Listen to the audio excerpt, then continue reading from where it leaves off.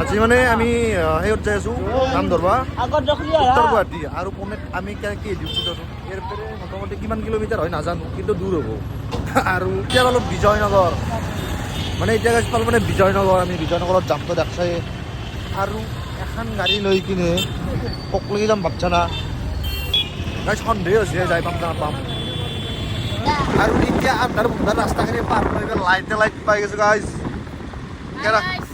কেৰাই অনুভৱ কেনে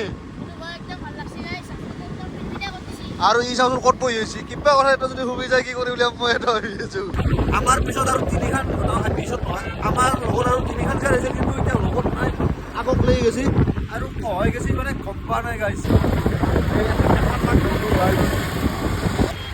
এই এখন আৰু দুখন আছে চিৰিবাৰাই আৰু মানে গাইছ এতিয়া জালুকবাৰী পাং অৱস্থা এতিয়া বৰ ভাল লাগছে গাঁৱতো আৰু এতিয়া মানে আমি পালো জালুকবাৰী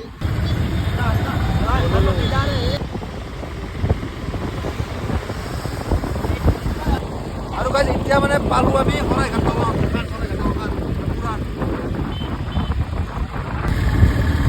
আৰু এইফালে হাত যাই আছে কলটকে আৰু আমিও এতেই কিবা কৰি আহিছো ঘূৰি ঘূৰি কিবা কৰি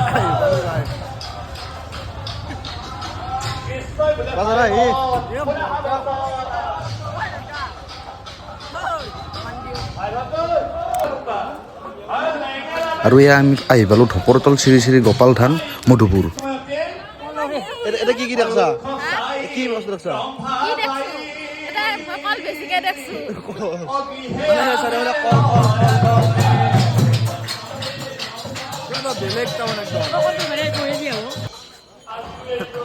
আহি ভাল লাগছে কিন্তু বম বন্ধ ভাবি দেখছো মই পাঁচটা লাইন আৰু এতিয়া আমাৰ নাম বগাৰ নাম পৰিৱেশন কৰি আছে সুমন দাসে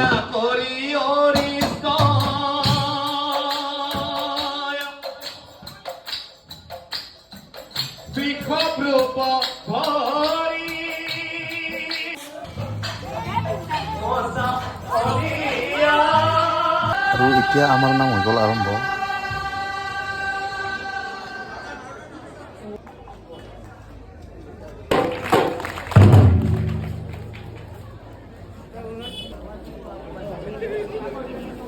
এটি অৰিহণা আৰু এখনি ফুলক গামোচাৰে আমি সম্বৰ্ধনা জনাবলৈ ওলাইছোঁ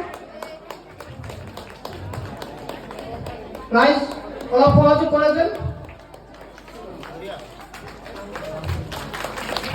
নামটো ক'ব এতিয়া মইনাজনীৰ নামটো ক'ব নমস্কাৰ মোৰ নাম শ্ৰী স্নেহা দাস ধন্যবাদ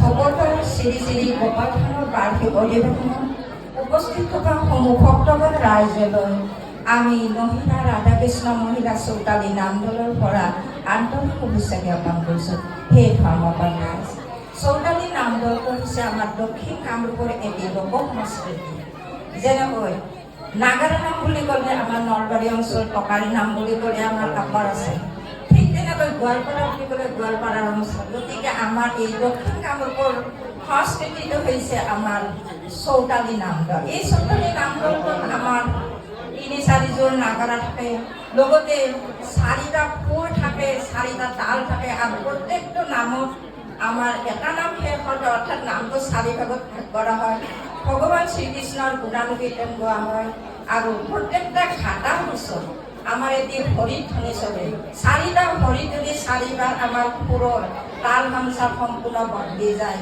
সেইটোৱে হৈছে আমাৰ চৌতালী নামদলৰ বিশেষত্ব এইটো দক্ষিণ কামৰূপৰ এটি লোক সংস্কৃতি যিটো আমাৰ দক্ষিণ কামৰূপৰ বিশেষভাৱে পৰিচালিত এই চৌতালী নামদল সেই ধৰ্মপৰাই আপোনালোকে আমাক আমন্ত্ৰণ কৰিছে আৰু উত্তৰ ভাৰত আহি আমাৰ এই লোক সংস্কৃতি প্ৰচাৰ কৰিব পাই আমি নিজকে ধন্য মানিছোঁ লগতে আপোনালোকৰ বহুমূলীয়া সময় বা আমাক মৰম উৎসাহ উদ্দীপনা জগাই যি আগবঢ়াই দিছে তাৰ বাবে আপোনালোকক সহস্ৰ প্ৰণাম জনাইছোঁ ধন্যবাদ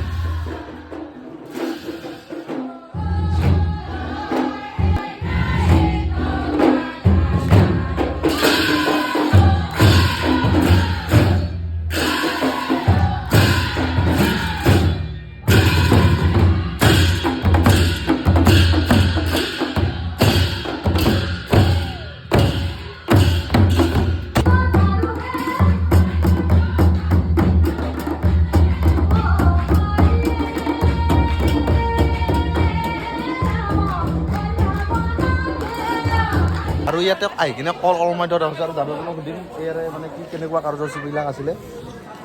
আমি আচলতে তিনিদিনীয়া কাৰ্যসূচীৰে মাঘী পূৰ্ণিমাৰ পৰা এই অনুষ্ঠানটো আৰম্ভ কৰোঁ। আমাৰ আচলতে গোপাল পূজা হয়।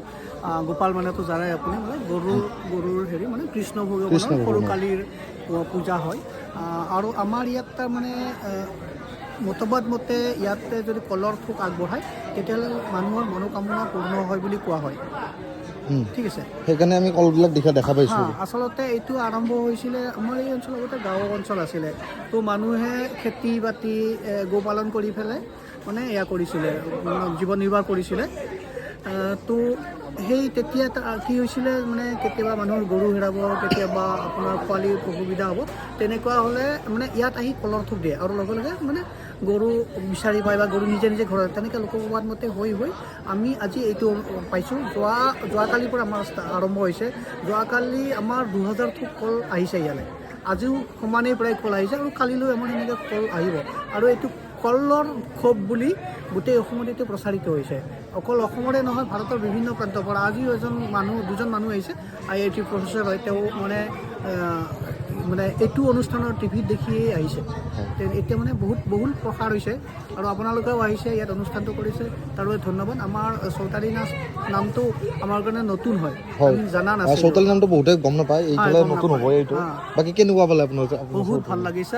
আমি তাৰমানে হেৰি কৰিছোঁ, এইজন আমাৰ দাদাই পৰশমণি শইকীয়া, এওঁৰ পৰিয়াল মানে এওঁৱে মানে ক'ব পাৰি এওঁৱে আগবঢ়াইছিল আপোনালোকৰ সেইটো। আৰু অহা বছৰ মানে লেডিজ আৰু জেন্টছৰ দুইটাৰে তাৰমানে আমি দিনৰ পৰাই আৰম্ভ কৰিম। তাৰমানে এজনী মহিলাৰ এটা আৰু পুৰুষৰ এটা 2 বছৰ এওঁৱে দান কৰিব। ঠিক আছে, আৰু কৰে। আমি ইমান ভাল পালোঁ মানে, বহুত ভাল লাগিল। এটা নতুন কনচেপ্ট আহিল।